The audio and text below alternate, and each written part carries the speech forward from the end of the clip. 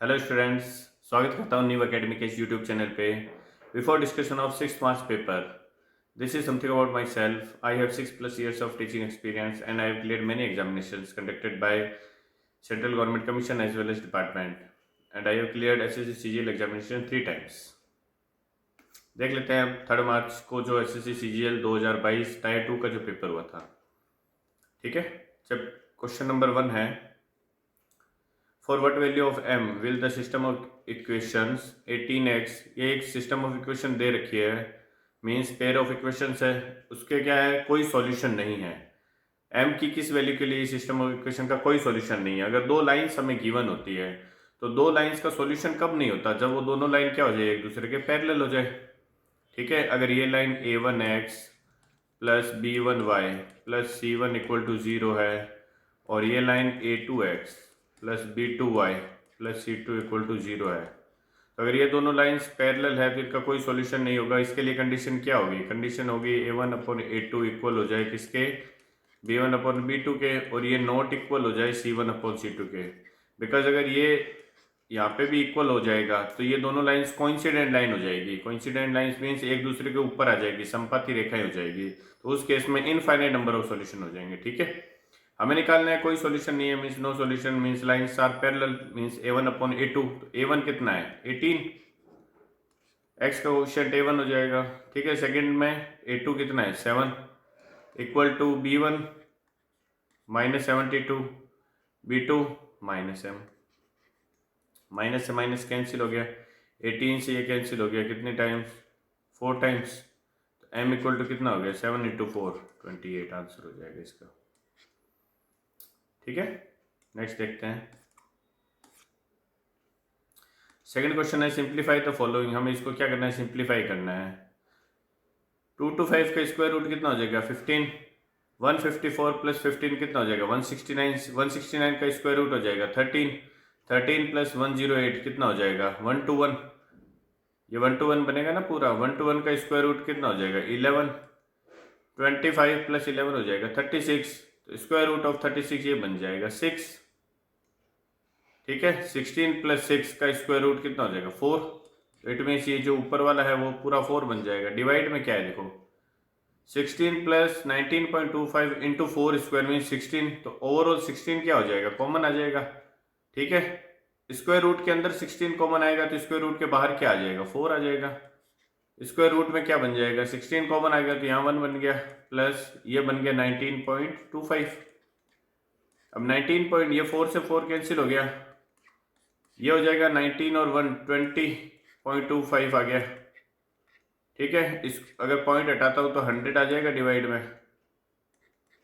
तो ये क्या बन जाएगा 100 का स्क्वायर रूट ऊपर जाएगा 10 बन जाएगा, और 2025 किसका स्क्वायर होता है 45 का स्क्वायर, तो 2025 का स्क्वायर रूट क्या हो जाएगा 45, ये इसको कैंसिल कर देगा, ये 2 आ जाएगा, ये 9 आ जाएगा, आंसर हो जाएगा 2/9।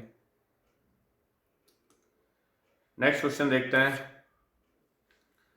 नेक्स्ट क्वेश्चन गिवन है A and B can complete a work together in 48 days. A और बी दोनों मिलके कितने दिन में काम करते हैं 48 डेज में करते हैं, ए प्लस बी 48 डेज में करते हैं। ठीक है, A is 4 times as more efficient as B. A और बी की जो एफिशिएंसी है उसका रेशियो क्या है 4:1 है।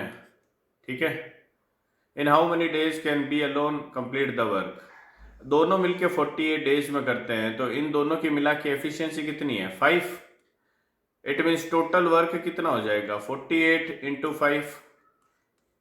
एक दिन में दोनों की एफिशिएंसी 5 है, अगर दोनों मिलके काम करते हैं तो 48 डेज में काम होता है। इट मीन्स टोटल वर्क जो है वो कितना हो जाएगा 48 डेज का 5 की एफिशिएंसी से 48 × 5 हो जाएगा। ठीक है, what we have to find out, in how many days can B alone complete the work. B की एफिशिएंसी कितनी है 1 है, तो डिवाइड बाय 1 आ जाएगा। ठीक है, तो 48 × 5 कितना हो जाएगा 240। ठीक है, 48 × 10 480 होता है, तो 480 का हाफ कितना हो जाएगा 240। सेकेंड आंसर हो जाएगा इसका। नेक्स्ट देखते हैं। नेक्स्ट आपको हाइट एंड डिस्टेंस का क्वेश्चन है। From the top of an upright pole 24√3 feet high, एक पोल दे रखा है आपको। The angle of elevation of the top of an upright tower was 60 degree. एक पोल गिवन है और एक टावर गिवन है। ओके, बना लेते हैं पोल और टावर। ये पोल हो गया और ये टावर हो गया।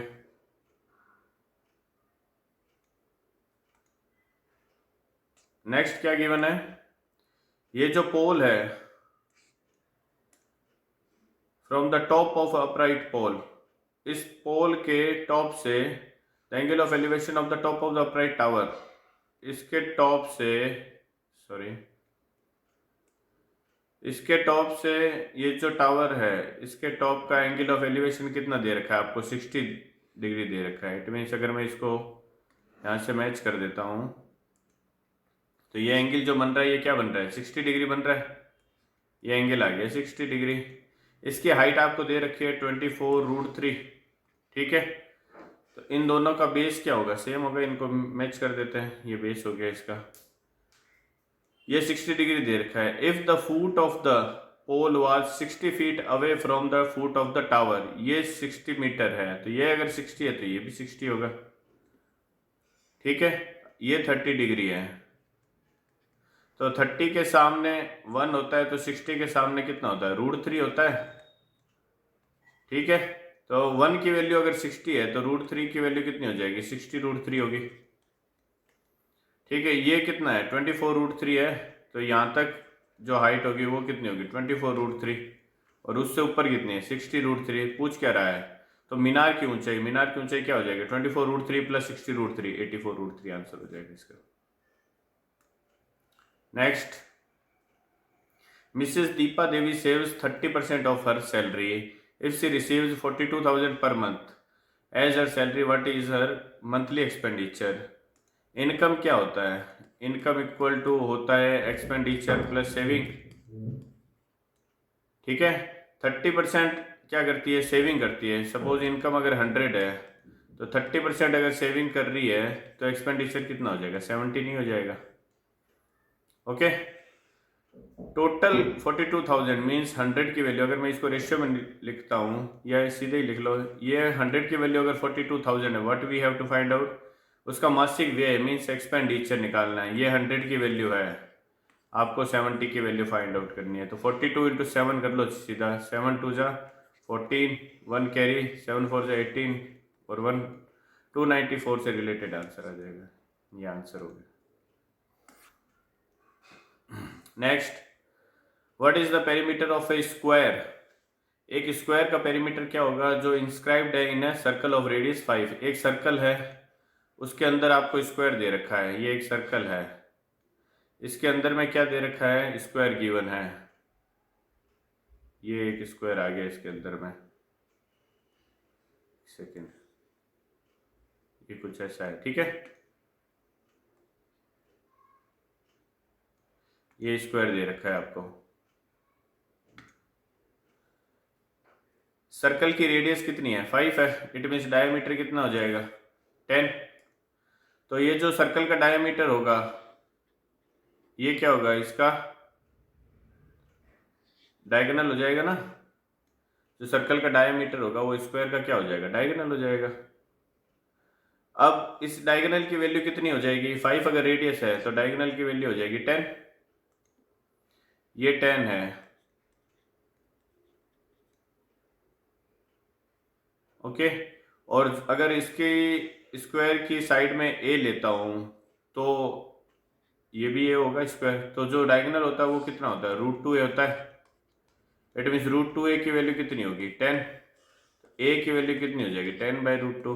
What you have to find out, बने वर्ग का परिमाप निकालना है आपको, मीन्स 4a की वैल्यू निकालनी है। तो 4a की वैल्यू के लिए 4 से मल्टीप्लाई कर देते हैं। ठीक है, ये क्या आ जाएगा, ये √2 से ये कैंसिल हो जाएगा, 2√2 टाइम्स। ठीक है, 4 को 2 × 2 लिखूंगा, एक 2 कैंसिल हो जाएगा, √2 टाइम्स, तो ये हो जाएगा 20√2, आंसर आ जाएगा इसका। नेक्स्ट आपको गिवन है, Reshma covers 45 kilometre at a speed of 15 kilometre per hour by bicycle, 80 kilometre at a speed of 40 kilometre per hour by car, and another 6 kilometre at a speed of 2 kilometre per hour on foot. Find her average speed for the whole journey. Whole journey के लिए average speed निकालनी है आपको। तो average speed क्या होगी? Total covered distance upon total time taken, यही तो होगा। ठीक है, टोटल डिस्टेंस कितनी कवर कर रहा है? 45 किलोमीटर, 80 किलोमीटर और 6 किलोमीटर। तो 45 एंड 6 51 हो गया, 51 एंड 81 31 हो गया total distance covered. Upon total time कितना लग रहा है? जो पहले 45 है वो 15 की रेट स्पीड से कर रहा है, तो 3 आवर्स वो हो गए। जो 80 किलोमीटर है वो 40 किलोमीटर पर आवर की स्पीड से, मीन्स टाइम हो गया 2 आवर। और जो 6 किलोमीटर है वो 2 किलोमीटर पर आवर की स्पीड से, मीन्स टाइम हो गया 3। तो 131 अपॉन ये कितना हो जाएगा? 8 हो जाएगा। तो 131 अपॉन 8 आंसर आ जाएगा इसका। कैंसिल करेंगे 1 टाइम्स, ये बन जाएगा 5 1, 6 टाइम्स 48 आएगा, तो 16 पॉइंट समथिंग आंसर आ जाएगा इसका, second option. Next, if ABC is a right angle triangle at B। ABC क्या है? B पर राइट एंगल ट्राइंगल है, बना लेते हैं। ये एक राइट एंगल ट्राइंगल ले लिया मैंने, ये B पर क्या है? राइट एंगल है। ठीक है, ये AB ले लेता हूँ, फिर ये AC हो जाएगा। AB 12 दे रखा है। CAB जो है वो कितना है? 60 डिग्री है, तो ये 60 है, तो ये 30 हो जाएगा। 30 के सामने अगर वैल्यू 1 होती है तो 60 के सामने वाली कितनी होती है? √3 टाइम्स होती है। अगर 1 की वैल्यू 12 है तो √3 की वैल्यू कितनी हो जाएगी? 12√3। पूछा क्या है? BC की लेंथ थी तो पूछी है, 12√3 आंसर हो जाएगा इसका। नेक्स्ट गिवन है the average marks obtained by Saloni in 4 papers is 51। 4 papers में जो एवरेज मार्क्स है वो 51 है, and in the 5th paper she gets 56 marks, then find her new average. ठीक है, 4 पेपर में 51 है। अगर 5th में भी 51 होते तो एवरेज 51 ही रहता, बट 51 से कितना ज़्यादा है? 51 से 5 ज़्यादा लेके आ रही है, इट मीन्स टोटल में 5 का इंक्रीज हो जाएगा। ठीक है, अब जो वो 5 एक्स्ट्रा है वो कितने में डिवाइड होगा? 4 पहले से थे, एक खुद का है जो लेके आ रहा है, तो टोटल 5 में 5 डिवाइड हो जाएगा। ठीक है, जो एक्स्ट्रा लेके आता है वो सब में डिवाइड होता है। अगर 51 होता तो एवरेज 51 रहता, 51 से कितना एक्स्ट्रा है? 5 एक्स्ट्रा है, तो वो 5 जो है वो 5 में डिवाइड हो जाएगा, तो ये कैंसिल होगा, तो ये 1 आ जाएगा। तो न्यू एवरेज कितना हो जाएगा? 51 + 1 52, ये आंसर हो जाएगा। जब भी कोई एक्स्ट्रा लेके जाता है या एक्स्ट्रा लेके आता है तो वो सब में क्या होता है? इक्वली डिवाइड होता है। ठीक है, इफेक्टिव एवरेज निकालने के लिए। नेक्स्ट देखते हैं। नेक्स्ट है if the curved surface area of a cylinder. Cylinder का कर्व्ड सरफेस एरिया क्या होता है? 2πRh होता है। ये कितना दे रखा है? 126 पाई।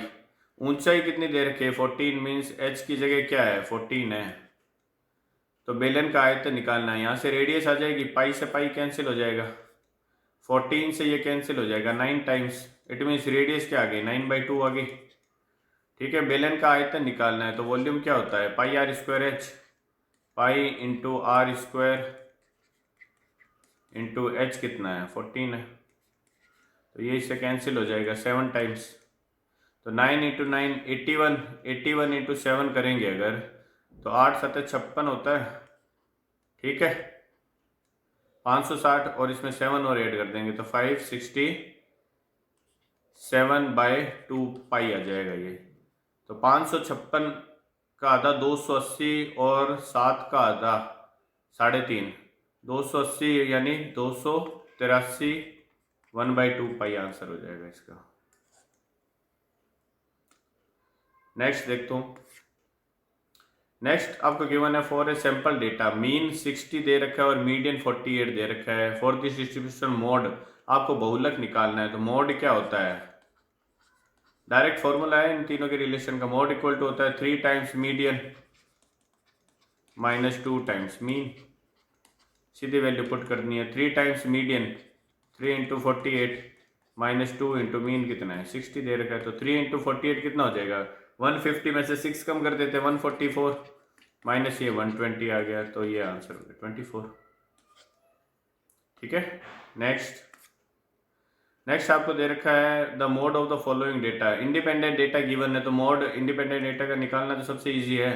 क्या होता है, जो नंबर सबसे ज़्यादा बार रिपीट हुआ है वही क्या होता है, मोड होता है। सबसे ज़्यादा बार नंबर 13 है, क्या 27 दिख रहा है बार बार, तो 27 ही क्या हो जाएगा, इसका मोड हो जाएगा। ठीक है, जो सबसे ज़्यादा रिपीटिटिव है वही क्या होता है, मोड होता है। नेक्स्ट देखते हैं। नेक्स्ट क्वेश्चन गिवन है the centroid of N equilateral triangle P Q R is L. एक इक्विलेटरल ट्राइंगल आपको गिवन है, ये इक्विलेटरल ट्राइंगल ले लिया मैंने, ठीक है, पी क्यू आर, तो ये पी ले लिया, ये क्यू ले लिया, ये आर ले लिया। इसका क्या कह रहा है, सेंट्रोइड एल है, सेंट्रोइड एल है, यदि पी क्यू 6 सेंटीमीटर है तो ये 6 है, तो पी एल की लेंथ निकालनी है। पी एल निकालना है तो ये क्या होगी, इसकी मीडियन हो जाएगी। सपोज पी एम मीडियन है तो एल यहाँ कहीं होगा जहाँ सेंट्रोइड होगा, ठीक है। सेंट्रोइड जो है वो मीडियन को 2:1 में क्या करता है, डिवाइड करता है ऑलवेज। इक्विलेटरल ट्राइंगल है, सभी साइड्स की लेंथ कितनी है, 6 है, ठीक है। इक्विलेटरल ट्राइंगल की हाइट जो होती है वही क्या होती है, मीडियन होती है, लेंथ ऑफ मीडियन। तो अगर मैं पी एम निकालूँ तो पी एम कितना हो जाएगा, हाइट कितनी होती है इक्विलेटरल ट्राइंगल के केस में, √3/2 इंटू साइड, साइड क्या है 6, इट मीन्स ये हो गई 3√3। अब ये टोटल मीडियन आ गई, टोटल मीडियन कितनी है आपको निकालना है, पी एल मीन्स 2 की वैल्यू निकालनी है, ये 3 की वैल्यू है, 3 की वैल्यू 3√3 है, तो 2 की वैल्यू क्या हो जाएगी, 2√3 हो जाएगी, ठीक है। ये आंसर हो जाएगा इसका। अगर एल एम पूछता तो एल एम की वैल्यू √3 हो जाती। नेक्स्ट देखते हैं। नेक्स्ट आपको गिवन है a dishonest dealer marks up his goods by 50% and then gives a discount of 20% on the marked price, ठीक है। सपोज अगर कॉस्ट प्राइस 100 है, अगर सीपी 100 है तो मार्क्ड प्राइस कितना है, 50% अप कर रहा है तो 150 हो गया, ठीक है। अब इस 150 पे वो क्या कर रहा है, डिस्काउंट दे रहा है 20% का, तो सेलिंग प्राइस क्या हो जाएगा, 150 मार्क्ड प्राइस है, इस पर 20% डिस्काउंट दे रहा है, मीन्स 80/100 लिख दो या 4/5 लिख देता हूँ मैं, ठीक है। आगे क्या कह रहा है, apart from this he uses a faulty balance which reads 1 kilogram for 900 ग्राम। अगर वो एक क्या कर रहा है, फॉल्टी जो तराजू होता है उसको यूज कर रहा है, वो तराजू क्या कर रहा है, वो 1 किलोग्राम रीड कर रहा है, जबकि एक्चुअल में वो देता कितना है, 900 देता है। He uses a faulty balance which reads 1 kilogram, जो 1 किलोग्राम रीड कर रहा है किसकी जगह पे, 900 की जगह पे। इट मीन्स उसका कॉस्ट प्राइस तो 900 का ही लग रहा है, बट वो सेलिंग प्राइस कितने का ले रहा है, 1000 का ले रहा है। इट मीन्स वो 900 पे कितने का प्रॉफिट कमा रहा है, 100 का प्रॉफिट कमा रहा है। तो सेलिंग प्राइस क्या हो जाएगा, अगर 900 कॉस्ट प्राइस है, 100 का प्रॉफिट कमा रहा है, तो सेलिंग प्राइस 1000 हो जाएगा ना, ठीक है। तो what is his net profit percentage, net profit percentage निकाल लेते हैं, सेलिंग प्राइस निकाल लेंगे, सेलिंग प्राइस कॉस्ट प्राइस से जितना होगा वो क्या हो जाएगा, प्रॉफिट हो जाएगा। तो ये तो कैंसिल हो गया, 10/9 आ गया, 10 इससे 5 से कैंसिल हो जाएगा 2 टाइम्स, ओके। तो ये बन जाएगा 30 × 4 1200, 1200/9, या फिर मैं इसको लिख सकता हूँ 3 से अगर कैंसिल करूँ तो 400/3, ये आ जाएगा 133 1/3%, ठीक है। तो अगर कॉस्ट प्राइस 100 है तो सेलिंग प्राइस 133 है, तो प्रॉफिट कितना होगा, सेलिंग माइनस कॉस्ट मीन्स 33, 1/3 का क्या हो गया, प्रॉफिट। निकटतम पूर्णांक में निकालना है तो 33, इसका क्या हो जाएगा, आंसर हो जाएगा। नेक्स्ट आपको दे रखा है ए बी और सी ने 3:4:8 के रेशियो में क्या किया है, इन्वेस्टमेंट किया है। At the end of the business term they received the profit in the ratio of 2:3:5। What is the ratio of their invested time है, ओके। इन्वेस्टमेंट जो होता है या जो प्रॉफिट जो होता है वो हमेशा प्रोपोर्शनल होता है किसके, इन्वेस्टमेंट इनटू टाइम के, ठीक है। इन्वेस्टमेंट जो है वो किस रेशियो में हो रहा है, 3:4:8 के रेशियो में, अगर टाइम का रेशियो मैं x ratio y ratio z लेता हूँ तो जो प्रॉफिट होगा वो क्या होगा, इनके मल्टीपल के रेशियो में होगा ना, 3x 4y 8z के रेशियो में हो जाएगा। अब प्रॉफिट का रेशियो आपको दे रखा है, प्रॉफिट क्या है 2:3:5। इट मीन्स अगर मैं पहले दो का निकालता हूँ 3x और 4y के प्रॉफिट का रेशियो, ये किसके इक्वल होना चाहिए, 2:3 के इक्वल होना चाहिए ना। तो it means x upon y जो होगा वो कितना आ जाएगा, क्रॉस मल्टीप्लाई करूंगा 4 को 2 से 8:9। फर्स्ट दो 8:9 कहाँ बन रहा है, 8:9 फर्स्ट में ही बन रहा है, तो ये आपका क्या हो जाएगा, आंसर हो जाएगा। ठीक है, थर्ड वाला निकालना है तो आप 4y अपॉन 8z को इक्वल रख दो 3/5 के, तो वो थर्ड आ जाएगा। ठीक है, पूरा नहीं करना हमें एग्जाम में, सीखना है तो पूरा सीखना है। नेक्स्ट देखते हैं। नेक्स्ट आपको गिवन है 6 years ago the ratio of ages of A to B was 7:5। 6 साल पहले 7:5 का डिफरेंस जो है वो एज का रेशियो है। After 4 years from now the ratio of their edges, अब से 4 साल बाद जो है वो रेशियो कितना हो जाता है, सॉरी 11 ये हो जाता है 11:9 का। ठीक है, डिफरेंस कितने का है, यहाँ पे भी 2 का है और यहाँ पे भी 2 का है। ठीक है, इट मीन्स ओवरऑल जो है ये जो एज है या ये जो डिफरेंस है कितने का है, 4 का डिफरेंस है। किसके इक्वल, ये 6 साल पहले का है और ये 4 साल बाद का है, तो टोटल जो रेशियो में डिफरेंस है वो कितने ईयर्स का है, 10 ईयर्स का है। इट मीन्स जो ये रेशियो डिफरेंस आ रहा है 4, ये किसके इक्वल है, 10 ईयर्स के इक्वल है। इट मीन्स 1 की वैल्यू 2.5 ईयर्स के इक्वल है। ठीक है, पूछा क्या है, वर्तमान में ए की आयु कितनी है। ए की वैल्यू अगर 2.5 है तो 7 की वैल्यू कितनी हो जाएगी, 7 की वैल्यू हो जाएगी 14। ठीक है, प्लस अगर ये 2 होता तो, और 0.5 इंटू 7 करेंगे तो 3.5 और आ जाएगा। इट मीन्स ये 17.5 है, कब, 6 साल पहले है, तो 6 साल पहले 17.5 है, तो अब कितनी हो जाएगी, ये 23.5 हो जाएगी। ठीक है, सेकंड आंसर। नेक्स्ट आपको गिवन है if the highest common factor HCF of x and y is 15, इसका मतलब x और y का HCF 15 दे रखा है, then the HCF of 36x² minus 81y² and 81x² minus 9y² is divisible by. Okay, अब x और y का HCF अगर 15 है तो x और y में 15 तो होगा ही होगा कम से कम। ठीक है, तो अगर मैं यहाँ पुट करूंगा x² और y², तो इसमें से ओवरऑल 15 तो कॉमन आएगा ही आएगा। यहाँ देखो 9 भी कॉमन आ रहा है। ठीक है, तो यहाँ से कॉमन एटलीस्ट क्या आएगा, 9 इंटू 15 तो एटलीस्ट कॉमन आएगा ही आएगा यहाँ से, अंदर जो भी बने।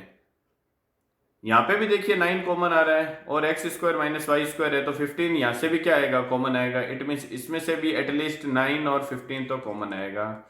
तो दोनों में से एटलीस्ट 9 और 15 तो कॉमन आएगा ही आएगा। जो अंदर ब्रैकेट बनेगा उससे में से क्या कॉमन आएगा उससे हमें मतलब नहीं है, बट कम से कम 9 इंटू 15 तो आएगा ही आएगा कॉमन, और जो सब में से कॉमन आता है वही क्या होता है, HCF होता है। इसका मतलब HCF में कम से कम 9 और 15 तो आएगा ही आएगा। क्या कह रहा है ये, if the highest common factor of x and y then the HCF of, ये कह रहा है इन दोनों का HCF जो है वो किससे डिविजिबल होगा, तो उसके HCF में एटलीस्ट ये तो आएगा ही आएगा 9 और 15। ठीक है, तो ये एटलीस्ट 9 और 15 कितना हो गया, 135 से, तो इसका HCF क्या होगा, एटलीस्ट डिवाइड होगा ही होगा। ठीक है, ये HCF नहीं है इसका, बट HCF में कम से कम 9 और 15 तो आएगा ही आएगा। ठीक है, ये इसका आंसर हो जाएगा। नेक्स्ट देखते हैं। नेक्स्ट आपको क्वेश्चन गिवन है find the number of diagonals of a regular polygon sum of whose interior angles. जो रेगुलर पॉलीगन होता है उसके इंटीरियर एंगल का सम क्या होता है, n-2 इंटू 180 डिग्री इक्वल होता है किसके, ये इक्वल आपको दे रखा है 2700 के, तो ये कैंसिल हो जाएगा, 0 से 0 कैंसिल हो गया, 9 से ये 2 टाइम्स कैंसिल हो गया, ये 3 टाइम्स कैंसिल हो गया, ये 2 से कैंसिल हो गया 15 टाइम्स। मीन्स n की वैल्यू n-2 अगर 15 आ गया तो n इक्वल टू 17 आ गया।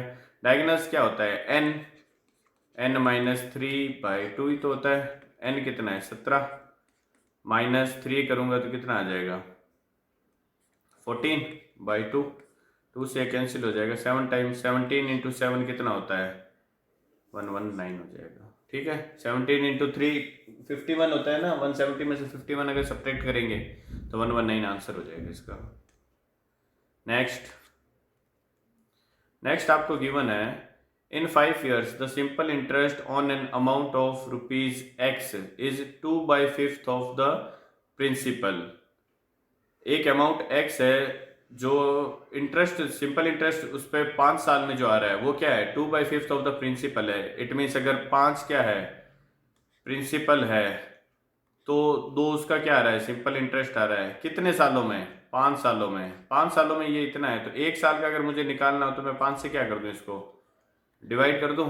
ठीक है, ये क्या है 1 साल का सिंपल इंटरेस्ट है प्रिंसिपल पे, तो प्रिंसिपल क्या हो गया 25 पे सिंपल इंटरेस्ट कितना निकल रहा है अब 1 साल का 2/5 5 साल का है तो 1 साल का 5 से डिवाइड करूंगा तो 2/25 आ गया। ये 1 साल का इंटरेस्ट है किस पे प्रिंसिपल पे। अगर परसेंटेज में निकालना है तो 100 से मल्टीप्लाई कर दो तो 25 100 से 4 टाइम्स मल्टीप्लाई होगा, रेट क्या आ जाएगी 8% आ जाएगी। ओके, ये आंसर हो जाएगा। जो भी सिंपल इंटरेस्ट होता है 1 साल के लिए प्रिंसिपल पर वही क्या होती है रेट परसेंटेज होती है। नेक्स्ट देखते हैं। नेक्स्ट आपको गिवन है the number is divisible by which of the following number. ये नंबर 2 से डिवाइड हो रहा है, 4 से डिवाइड हो रहा है, 8 से डिवाइड हो रहा है। ठीक है, 1 2 5 4 2 1 6 है। यहाँ थर्ड डिजिट देखो इवन नंबर है तो जब थर्ड डिजिट पीछे से अगर इवन नंबर होता है तो 8 से डिविजिबिलिटी के केस में मुझे लास्ट के 2 डिजिट ही देखने होते हैं। लास्ट के 2 डिजिट अगर 8 से डिविजिबल है तो ये नंबर भी क्या होगा डिविजिबल बाय 8 होगा। अगर यहाँ पे ऑड नंबर होता है थर्ड डिजिट तो आप क्या करते हो जो लास्ट 2 डिजिट से नंबर बन रहा है उसमें +4 करना होता है आपको और फिर चेक करना होता है। ठीक है, यहाँ लास्ट थर्ड डिजिट क्या है इवन नंबर है, इट मीन्स आपको लास्ट के 2 डिजिट ही देखने हैं। लास्ट के 2 डिजिट से जो नंबर बन रहा है 16 वो 8 से डिविजिबल है, इट मीन्स ये ओवरऑल नंबर भी क्या है 8 से डिविजिबल होगा। 16 से डिविजिबल है क्या 16 से डिविजिबिलिटी की केस में क्या होगा अगर लास्ट से 4th डिजिट अगर इवन नंबर है, ठीक है, तो आप लास्ट 3 डिजिट से बना नंबर देख लो 216 16 से डिविजिबल होता है क्या 16 1 16 56 16 से डिविजिबल नहीं होता, इट मीन्स ये नंबर 16 से डिविजिबल नहीं है। ठीक है, अगर ये last 4th digit odd number होता तो 3 डिजिट से जो भी नंबर बन रहा है उसमें हम क्या ऐड करते फिर 8 ऐड कर देते हैं 16 से डिविजिबिलिटी चेक करने के लिए। ठीक है, तो ये नंबर क्या है 8 से डिविजिबल होगा। 5 से वैसे डिविजिबल नहीं होगा, यूनिट डिजिट क्या होना चाहिए 5 के केस में 0 या फिर 5 होना चाहिए। तो ये इसका आंसर हो जाएगा क्या 8 से डिविजिबल। नेक्स्ट आपको दे रखा है 10% और 10% की 2 क्रमिक छूटें एकल छूट के। जब भी 2 आपको डिस्काउंट दे रखा है तो वो क्या होता है a + b - ab/100 होता है ना। तो a और b दोनों ही 10 10 दे रखे हैं, a + b - ab 10 × 10 / 100 तो ये 1 आ गया। 10 10 20 - 1 क्या आ गया 19% की एकल छूट के बराबर आ गया, वो सिंगल डिस्काउंट 19% हो जाएगा। नेक्स्ट देखते हैं। नेक्स्ट आपको गिवन है if 80 litres of milk solution has 60% milk in it. 80 litre solution है उसमें जो दूध है वो कितना परसेंट है 60% है। ठीक है, then how much milk should be added to make it 80% solution. Okay, आप सपोज x लीटर क्या ले रहे हो मिल्क ले रहे हो तो जो मिल्क है उसमें तो मिल्क कितना होगा 100% ही होगा ना। जो 80 लीटर सॉल्यूशन है उसमें मिल्क भी है पानी भी है, बट आप इसमें मिक्स क्या कर रहे हो 100% दूध ही मिक्स कर रहे हो ना। तो वो कह रहा है कितना दूध मिलाएं, तो मैंने मान लिया कि x लीटर दूध है जिसमें दूध का परसेंटेज तो 100% ही होगा और ये दोनों मिक्सचर मिलके क्या बना रहे हैं 80% ऑफ मिल्क सॉल्यूशन बना रहे हैं, तो एलिगेशन लग जाएगा इसमें। ठीक है, 100 - 80 20 आ जाएगा, ये 20%, 80 - 60 ये भी 20% आ जाएगा। इट मीन्स ये 1:1 बन जाएगा। ठीक है, 1 की वैल्यू 80 लीटर है तो इस 1 की वैल्यू भी कितनी होगी 80 लीटर होगी। इट मीन्स आपको जो दूध है प्योर वो 80 लीटर दूध ही मिलाना पड़ेगा आपको, तब जो सॉल्यूशन होगा ओवरऑल उसमें दूध का परसेंटेज क्या बन जाएगा, 80% बन जाएगा। ठीक है, नेक्स्ट देखते हैं। नेक्स्ट आपको गिवन है, दिए गए व्यंजक का मान ज्ञात कीजिए। सबसे पहले क्या करते हैं, ब्रैकेट सॉल्व करते हैं। तो यहाँ पे ब्रैकेट अगर मैं सॉल्व करता हूँ तो ये तो माइनस माइनस प्लस 2 हो जाएगा, ये +1 है तो +3 हो जाएगा। 7 × 3 करेंगे तो 21 हो गया ये। ठीक है, ये कितना बन गया, 21। अब इस ब्रैकेट को सॉल्व करते हैं। पहले सबसे पहले बोर्ड मास के अकॉर्डिंग ब्रैकेट सॉल्व किए जाते हैं। ठीक है, ये कितना आ रहा है, 9 और 3 12 और -2, माइनस का हो गया 14, -14 एंड ये आ जाएगा माइनस का 6, -14 और -6 कितना हो गया, 86 हो गया प्लस का। ओके, ये हो गया प्लस का 86, तो 3 - 86 और ये डिवाइड में कितना आ रहा है, 21 आ रहा है। ये 86 बन रहा है, एक सेकेंड, ये बन रहा है -3 -12 -14 सॉरी 84 बन रहा है ना, 84 बन रहा है। ठीक है, तो 21 84 से कैंसिल होगा, 4 टाइम्स 3 - 4 आंसर क्या आ जाएगा, माइनस बना जाएगा, थर्ड आंसर हो जाएगा। नेक्स्ट देखते हैं। नेक्स्ट आपको गिवन है, इफ 4x² + y² = 40 दे रखा है और xy = क्या दे रखा है, 6 दे रखा है। तो हिट एंड ट्रायल लगा लो सबसे पहले तो, then find the value of 2x + y की वैल्यू निकालनी है। हिट एंड ट्रायल 6 है तो एक 3 और एक 2 लेके देखो, x को 3 ले लो, y को 2, दिख रहा है मुझे यहाँ पे क्लियर। 3 का स्क्वायर 9, 4 × 36 + 4 40 बन रहा है, सेटिस्फाई कर रहा है। दो वेरिएबल है, दो इक्वेशन है, तो एग्जैक्ट वैल्यू आएगी तभी क्या होगा, वो सेटिस्फाई होगा। इट मीन्स x की वैल्यू 3 हो गई, y की वैल्यू क्या हो गई, 2 हो गई, तो इसकी वैल्यू कितनी होगी, 3 × 2 = 6 + 2 8 आंसर हो जाएगा इसका। ठीक है, अगर यहाँ से एग्जैक्ट वैल्यू नहीं निकलती तो फिर आप क्या करोगे, आप 2x + y को क्या ले लो, t ले लो, दोनों साइड स्क्वायर करोगे तो ये 4x² + y² + 2 × 2 = 4xy = t² बन जाएगा ना। इसकी वैल्यू आपको दे रखी है कितनी, 40, प्लस xy की दे रखी है तो 4xy कितना हो जाएगा, 24 = t² आ गया। तो t = कितना आ गया, ये 64 बन रहा है, तो t = क्या आ गया, +-8 आ जाएगा। ओके, नेक्स्ट देखते हैं। इस क्वेश्चन में हमें दे रखा है, the difference between the length of 2 parallel sides of A trapezium is 12 centimetre. एक ट्रेपेजियम है, ये सपोज उसकी दो पैरेलल साइड्स है। ठीक है, ये ट्रेपेजियम बना लिया मैंने, समलम चतुर्भुज। ये दो पैरेलल साइड है, सपोज ये x है, ये y है। इन दोनों साइड्स की लेंथ का जो डिफरेंस है वो कितना दे रखा है, 12 दे रखा है। The perpendicular distance between these two parallel sides is 60 centimetre. ये इन दोनों साइड्स जो पैरेलल साइड है xy, ये जो इनके बीच में परपेंडिकुलर डिस्टेंस दे रखा है वो 60 दे रखा है। ठीक है, if the area of trapezium = 1380 then find the length of each of the parallel side. आपको x और y की वैल्यू निकालनी है। ठीक है, एरिया दे रखा है, एरिया क्या होता है, 1/2 into sum of parallel sides into distance between them कितनी है, 60, और ये इक्वल टू दे रखा है 1380 के। तो ये कैंसिल हो जाएगा 30 टाइम्स, ये 30 से कैंसिल हो जाएगा, ये आ जाएगा 4 और 6 time. It means x + y 46 है, x - y कितना है, 12 है।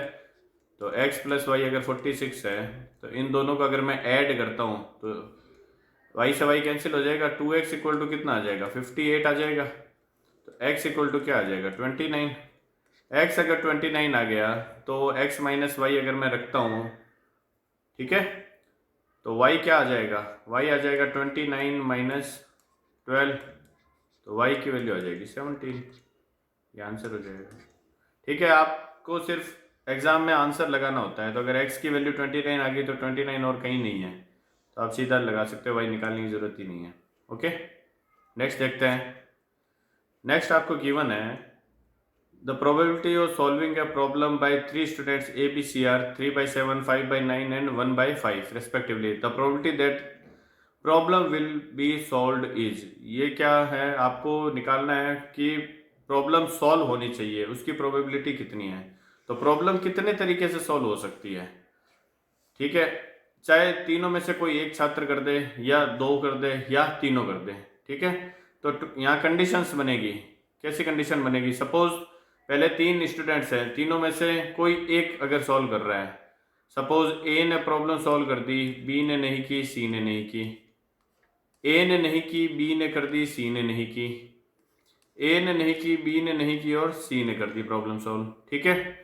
ये तो तब है जब तीनों में से किसी एक ने प्रॉब्लम सॉल्व की, सपोज 2 ने सॉल्व कर दी, ए ने कर दी, बी ने कर दी, सी ने नहीं की, या फिर ए ने कर दी, बी ने नहीं की, सी ने कर दी, या फिर ए ने नहीं की, बी ने कर दी और सी ने कर दी। ओके, ये हो गया जब केसेस जब कोई 2 छात्र क्या कर रहा है, प्रॉब्लम सॉल्व कर रहा है। और लास्ट क्या हो सकती है, जब तीनों ही क्या कर दे, प्रॉब्लम सॉल्व कर दे। हमें तो क्या करना है, प्रॉब्लम को सॉल्व करना है, चाहे एक करे या 2 करे या तीनों करे, ठीक है। तो जब भी या का कंडीशन आता है तो उस केस में क्या होता है, हमेशा जब भी या बोलते हैं या और आता है हिंदी में, ठीक है, या और आता है तो उस केस में मल्टीप्लाई का साइन यूज लेते हैं। अगर एंड आता है तो उस केस में पॉजिटिव साइन यूज होता है, ठीक है।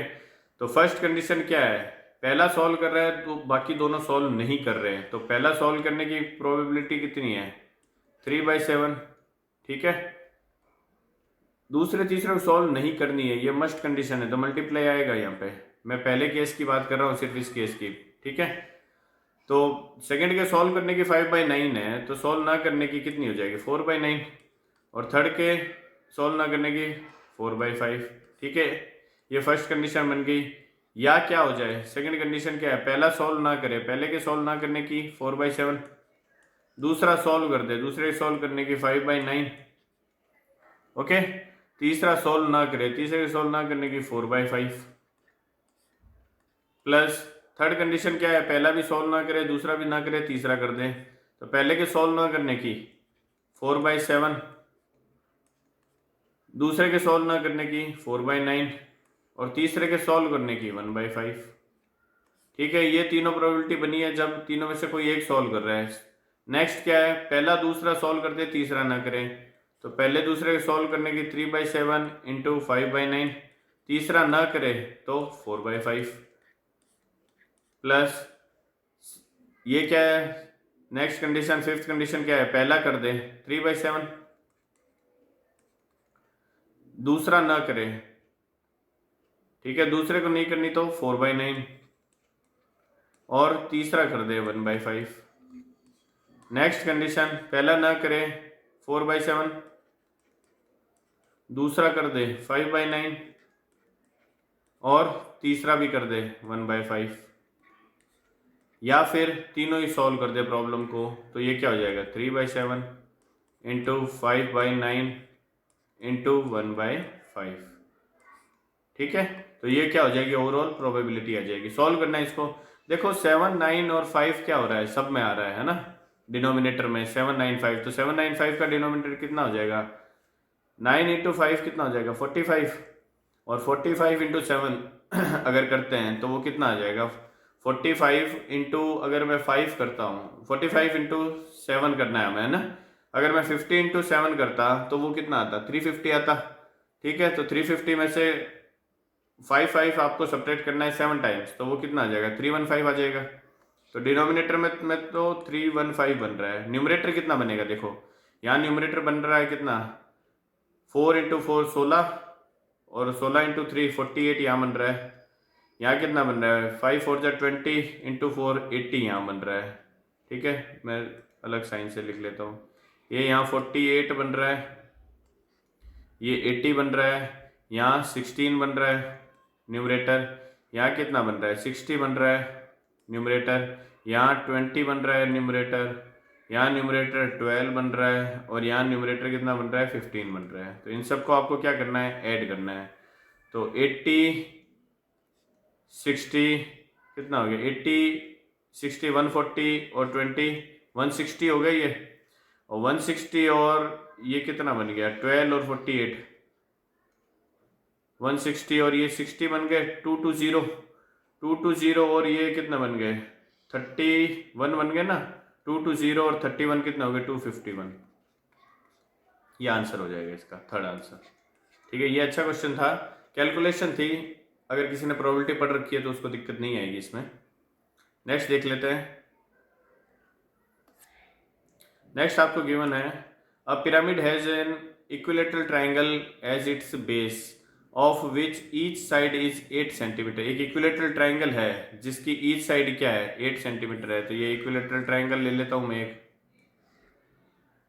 ठीक है, इक्विलेटरल ट्राइंगल है जिसकी ईच साइड क्या है 8 सेंटीमीटर है। इट्स स्लैंट एज, पिरामिड है स्लैंट एज। अगर मैं इसका पिरामिड बनाता हूं तो आपको एक आइडिया दे देता हूं कैसे होगा। ये स्लैंट एज दे रखी है आपको इस केस में।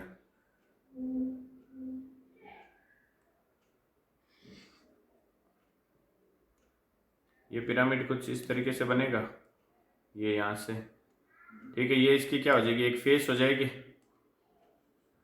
ओके, आपको स्लैंट एज दे रखा है, मींस ये दे रखी है आपको, ये वाली ये दे रखी है। स्लैंट एज कितनी दे रखी है 24 दे रखी है। तो ये अगर 24 है तो ये भी 24 ही होगी। ओके, ये तो जो फेस है इसका बेस तो क्या रहेगा 8 ही रहेगा ना, बिकॉज इक्विलेटरल ट्राइंगल है पिरामिड के केस में। What you have to find out, pyramid का संपूर्ण पृष्ठीय क्षेत्रफल निकालना है आपको। तो पिरामिड का संपूर्ण पृष्ठीय क्षेत्रफल कैसे निकलेगा, आधार का क्षेत्रफल। आधार तो क्या है, एक समबाहु त्रिभुज है और जो 3 फेसेस बनेगी उनका क्षेत्रफल निकालना है। तो 3 फेसेस का क्षेत्रफल कैसे निकलेगा, देखिए ये फेस का बेस है जो 8 लेंथ का है और एक साइड इसकी दे रखी है एज दे रखी है 24। तो अगर मैं ये परपेंडिकुलर डिस्टेंस निकाल लूँ, ये एक ट्राइंगल बन रहा है ना, एक ट्राइंगल ही तो बन रहा है। अगर मैं ये परपेंडिकुलर डिस्टेंस निकाल लेता हूँ, ये वाली, ये परपेंडिकुलर डिस्टेंस ही तो होगी, ठीक है। तो ये कितना हो जाएगा 4 हो जाएगा। ये परपेंडिकुलर डिस्टेंस है यहाँ पे, ये 4 हो गई। ये हाइपोटेन्यूज हो जाएगा 24। तो ये परपेंडिकुलर हाइट हो जाएगी। तो परपेंडिकुलर हाइट निकल जाएगी ना पाइथागोरस थ्योरम से। ये सपोज h ले लेता हूं मैं अगर, तो h इक्वल टू क्या हो जाएगा, हाइपोटेन्यूज स्क्वायर माइनस ये बेस कितना है हाफ हो जाएगा ना 4 स्क्वायर। तो 24 का स्क्वायर कितना होता है 576 होता है, 576 माइनस ये 16 हो जाएगा। तो ये बन जाएगा कितना, रूट में 560 हो जाएगा। रूट में 560 अगर मैं इसको ब्रेक करता हूँ, रूट 560 को अगर ब्रेक करें तो 8 इंटू 7 हो जाएगा, 8 7 56 इंटू 10 हो जाएगा, ठीक है। अब ये 7 है, ये 8 है। 10 में से अगर मैं 2 8 को दे देता हूँ तो 16 बन जाएगा, 16 से 4 बाहर आ जाएगा, ठीक है। यहाँ 5 बच जाएगा, यहाँ 7 बच जाएगा, मीन्स 35। तो ये इसकी क्या आ गई, हाइट आ गई उसकी। जो एजेस है, जो फेसेस है उसकी हाइट आ गई है, ठीक है। तो अब एरिया निकालना है, तो बेस का एरिया कितना होता है √3/4 ए स्क्वायर। टोटल सरफेस एरिया निकालना है अगर √3/4 ए स्क्वायर कितना है 8 इंटू 8 हो जाएगा, प्लस 3 फेसेज हैं उनका एरिया निकालना है। तो उनका एरिया क्या हो जाएगा 1/2 इंटू बेस तो जो समबाहु त्रिभुज है उसकी साइड ही हो गई 8 इंटू हाइट हमने निकाल ली कितनी है 4√35, यह हाइट हो जाएगी। तो इसको सॉल्व करना है, ये 4 टाइम्स आ जाएगा, ठीक है। 4 4 16 √35 और ये कितना बन रहा है, अगर मैं इसको 4 से कैंसिल कर देता हूँ, ये 2 टाइम्स, ये भी 16√3 बन रहा है, ठीक है। तो एरिया क्या हो जाएगा 16√3 प्लस ये 16√35 इंटू 3, 16 इंटू 3 क्या हो जाएगा 48√35। तो ये इसका क्या हो जाएगा आंसर आ जाएगा। नेक्स्ट देखते हैं। इस क्वेश्चन में हमें गिवन है the ratio of number of coins of 25 पैसा 50 पैसा ₹2 एंड ₹5 इज 5:4:3:1। आपके पास 4 टाइम्स के कॉइन दे रखे हैं, 25 पैसे के, 50 पैसे के, ₹2 का और ₹5 का, ठीक है। नंबर ऑफ कॉइन्स का रेशियो दे रखा है आपको। नंबर ऑफ कॉइन्स का रेशियो क्या दे रखा है 5:4:3:1। अगर ये कॉइन्स का रेशियो है तो इन कॉइन्स से बनने वाला जो मूल्य है प्राइस, उसका फिर क्या वैल्यू हो जाएगी। अगर 25 पैसे के 5 कॉइन्स है तो उसकी वैल्यू कितनी हो जाएगी 1.25 रुपीज़ हो जाएगी, ठीक है, 50 पैसे के 4 कॉइन्स है तो उसकी वैल्यू 2 रुपीज़ हो जाएगी। 2 रुपीज़ के 3 कॉइन्स है, वैल्यू 6 रुपीज़ हो जाएगी। 5 रुपीज़ का 1 कॉइन है अगर, तो उसकी वैल्यू 5 रुपीज़ हो जाएगी। इट मीन्स अगर इस रेशियो में कॉइन दे रखे हैं तो उस रेशियो के अकॉर्डिंग जो कॉइन्स की वैल्यू बन रही है वो ओवरऑल कितने रुपीज़ बन रही है, 11 to 13 1 14.25 as per the ratio. ठीक है, रेशियो के अकॉर्डिंग इसकी वैल्यू बन रही है ओवरऑल 14.25 रुपीज़। बट हमें दे रखा है कि जो टोटल कॉइन्स है उनकी टोटल वैल्यू कितनी है, 285 रुपीज़। इसका मतलब अगर टोटल वैल्यू 285 रुपीज़ है, हमारे पास जो रेशियो है उसके अकॉर्डिंग वैल्यू कितनी आ रही है, 14.25 आ रही है। ठीक है, तो अगर 2 ज़ीरो हटाता हूँ तो ये 100 आ जाएगा।